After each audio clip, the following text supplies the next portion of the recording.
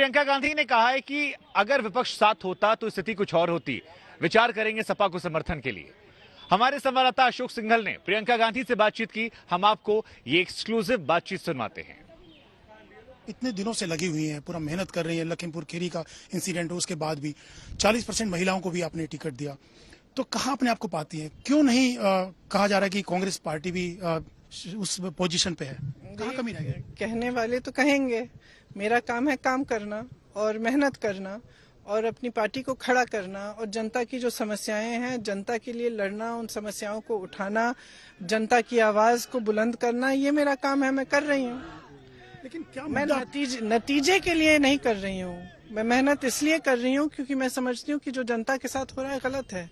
इतनी सारी परेशानियां हैं, महंगाई इतनी बढ़ गई है, छोटे दुकानदार, छोटे बिजनेस वाले परेशान हैं, जीएसटी, नोटबंदी, लॉकडाउन से बहुत उनको परेशानियां हुई। किसान त्रस्त है, किसान के खेत खाई जा रहे हैं छुट्टे जानवर, खाद नहीं मिलता, उपज का दाम नहीं मिलता, तो इतनी सारी समस्याएं, बेरोजगारी हद से बढ़ गई है।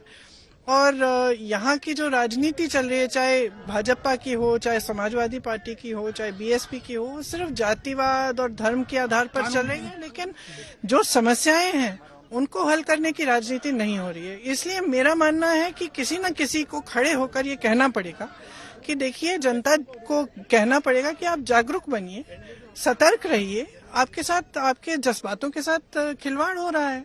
एक सवाल ये है कि अगर विपक्ष इकट्ठा होता इस चुनाव में, समाजवादी, बीएसपी, तो उसका कुछ फर्क पड़ता, या इसी ढंग से आपको लगता है कि बीजेपी को हरा पाने में फर्क तो पड़ता?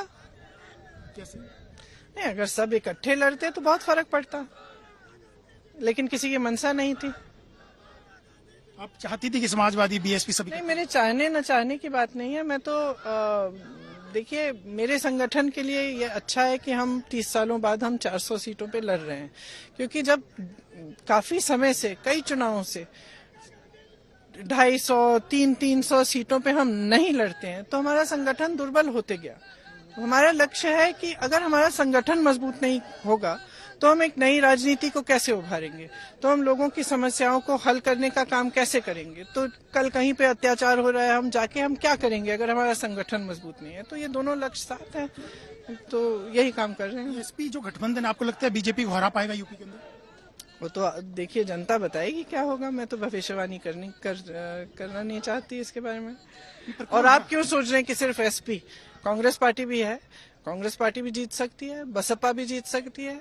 अगर चुनाव के बाद जरूरत पड़ी तो क्या कांग्रेस, समाजवादी गठबंधन सब मिलकर बीजेपी को रोकने के लिए सरकार बना सकते हैं अगर जरूरत पड़ी कांग्रेस? अब आगे जो परिस्थितियां आएंगी देखेंगे। एक आखिरी सवाल, कहा जाता है कि प्रियंका जी इंदिरा गांधी जी का लुक लाइक है, हमेशा छवि दिखती है उनकी, हमेशा से पार्टी के बड़े नेता, सीनियर नेता भी कहते रहे हैं कि इनको नेशनल लेवल पे बड़ा रोल लेना चाहिए। हालांकि आप यूपी में लगे हुए काफी, तो ऐसी उम्मीद कर सकते हैं कि भविष्य में कि आप सेंट्रल लेवल पे, पर्दे के पीछे तो बहुत काम करती हैं आप, चाहे छत्तीसगढ़ का मामला हो, पंजाब का हो, राजस्थान को, आपने बहुत चीजों को सुलझाया है, तो क्या नेशनल लेवल पे ऐसा कुछ देखा जा सकता है आपका रोल? देखिए, जो भी मेरी पार्टी चाहेगी मैं वही करूंगी। मैं पार्टी की कार्यकर्ता हूँ और जो भी, जहां भी पार्टी कहेगी, अगर कहेगी कि यहाँ जाइए वहां जाऊंगी, लेकिन एक बात स्पष्ट है कि मैं यूपी नहीं छोड़ने वाली। तो अगला आप मुख्यमंत्री के तौर पे आपको देख सकते हैं, आने वाले दिनों में आप प्रोजेक्ट हो सकते हैं मुख्यमंत्री के तौर पे? अब वो आने वाले दिनों में देखते हैं क्या होता है, लेकिन मैं यहाँ यूपी तब तक नहीं छोड़ूंगी जब तक जनता अपने पैरों पे खड़े हो जाए, जब तक समस्याएं हल होना शुरू हो, जब तक यहाँ पे एक नई राजनीति। विधानसभा का चुनाव लड़ेंगे या लोकसभा का 2024 में? देख सकते हैं फिर भविष्यवाणी, भविष्य में देखेंगे क्या होगा। धन्यवाद हमसे बात करने के लिए। थे प्रियंका जी। कैमरामैन संजीव कुमार के साथ अशोक सिंघल, अमेठी आज तक। तो अगर मेरे मौसी की मूछें होती तो शायद वो मौसा होते। कुछ इसी प्रकार से अगर मगर की बातें जो हैं वो यहां निकल कर आ रही थी। लेकिन इस अगर मगर के मायने क्या हैं, क्योंकि अगर आज चौथे चरण की बात कर ली जाए तो आधी से ज्यादा सीटों पर वोट डाले जा चुके हैं, डाले जा रहे हैं। ऐसे में बीच चुनाव में ये बयान, इसके संदेश और संकेत क्या है, ये भी समझना दिलचस्प होगा। लेकिन हमारे तीन सहयोगी एक बार फिर हमारे साथ जुड़ रहे हैं। हिमांशु मिश्रा उन्नाव से, अभिषेक मिश्रा रायबरेली और श्रेया चटर्जी बांदा से। और अभिषेक, शुरुआत मैं आपसे करूंगा, इसी बयान से करूंगा जो प्रियंका गांधी अभी दे रही थी, क्योंकि कहा जा रहा है कि रायबरेली में गांधी परिवार की साख जो है, प्रतिष्ठा जो है, वो दांव पर लगी हुई है। इन 59 सीटों पर केवल 2 सीटें जीती थी और वो दोनों भी बीजेपी में चले गए। ये इस बयान के मायने क्या है और रायबरेली फिलहाल क्या संदेश संकेत दे रही है? बिल्कुल शुभांकर, और रायबरेली की जो लड़ाई है वो इसलिए भी दिलचस्प हो जाती है क्योंकि कांग्रेस जहां अपने गढ़ को बचाने में लगी है तो वहीं बीजेपी की कवायद है कि यहां भी वो सेंधमारी कर ली जाए जो अमेठी में लोकसभा चुनाव में स्मृति ईरानी ने की थी। मेरी मौजूदगी ऊंचाहार के एक बूथ पे, और मैं आपको दिखाना चाहूंगा महिलाओं की तादाद यहाँ पे बढ़ गई है। एक लंबी लाइन है, महिला मतदाता यहाँ पहुंच रही है, पुरुष भी हैं लेकिन महिलाएं अब घर से बाहर निकली हैं। दिन का काम करके अब दोपहर का समय हो चुका है तो सब पहुंची हैं अपने मतदान का उपयोग करने के लिए। रायबरेली में जहां अदिति सिंह बीजेपी के टिकट पे चुनौती दे रही हैं तो ऊंचाहार की लड़ाई इसलिए दिलचस्प है क्योंकि यहां पर मनोज पांडे जो कि समाजवादी पार्टी के 2 बार के यहां पे विधायक हैं, मंत्री रहे हैं, उनकी लड़ाई यहां पर है मौर्या के साथ में, जो कि बाहर से प्रत्याशी होने का दावा वो कर रहे हैं।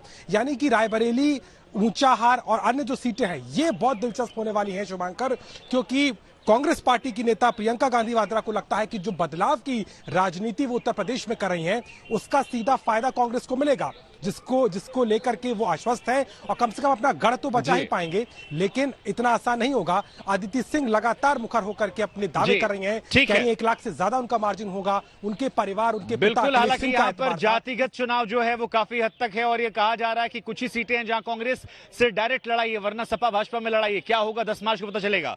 लेकिन श्रेया चटर्जी हमारे साथ बांदा से हैं। श्रेया, बांदा में आप मौजूद हैं, तकरीबन 37% वोट वहां पड़ा 1 बजे तक। लखनऊ में गर्मी बहुत ज्यादा है, वहां क्या तापमान है सियासत की अगर बात की जाए? देखिए, सियासत की तापमान यहाँ पे भी उतना ही है जहाँ लखनऊ में है। 4 सीट में यहाँ पे चुनाव हो रही है। बबेरू, नारायणी, तिंदवारा और बांदा नगर, इन 4 सीटों में आज चुनाव है बांदा डिस्ट्रिक्ट में। तो थोड़ी अलग इसलिए है क्योंकि ये बुंदेलखंड रीजन है, जो डिमांड्स है वो अलग है। रूरल क्षेत्र की बात करें तो स्ट्री कैटल का जो इशू है वो यहाँ पे भी है, और अगर हम दूसरी तरफ बाकी डिमांड्स की बात करें तो लोग डेवलपमेंट की बात करते हैं। और इसीलिए हमने देखा है कि जब अमित शाह आए हुए थे तिंदवारा रीजन में, उन्होंने बुंदेलखंड एक्सप्रेसवे से लेकर डिफेंस कॉरिडोर से लेके केन बेतवा लिंक प्रोजेक्ट की भी बात की। तो ये इश्यूज बीजेपी चाहती है कि बुंदेलखंड रीजन की जब हम बात करें, जैसे कि बांदा जैसे इलाकों की बात करें, वो बीजेपी को फायदा दे, क्योंकि 2017 में बीजेपी ने चारों से चारों जो सीट है बांदा में उनमें जीत हासिल की थी। उनका यही लक्ष्य रहेगा कि फिर से 2022 में भी वो चारों में से 4 सीट जीते। लेकिन ठीक है श्रेया, आप लगातार नजर बनाए रखिए और हम आपके पास लौटेंगे। हिमांशु, आपके पास भी लौटेंगे।